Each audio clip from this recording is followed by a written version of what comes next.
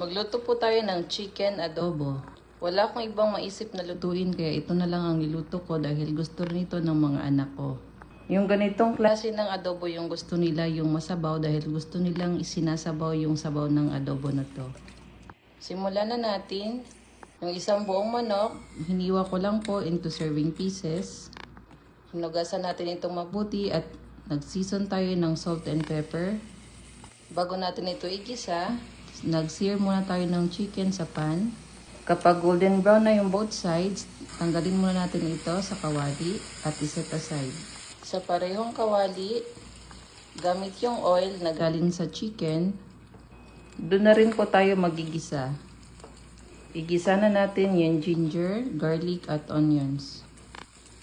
Kapag medyo malambot na ito, ibalik na natin yung chicken. Maglagay din tayo ng half cup ng toyo or soy sauce, 1/4 cup ng oyster sauce, 1/4 cup ng vinegar, at 1/2 cup ng water. Naglagay din po ako dito ng pamintang buo at dahon ng laurel. Naglagay din ako ng 2 tablespoon ng sugar, pambalanse ng lasa. Haluin lang natin mabuti at takpan natin ito.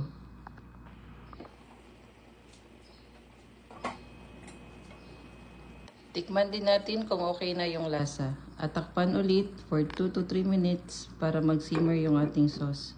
Thank you for watching. Please follow my page.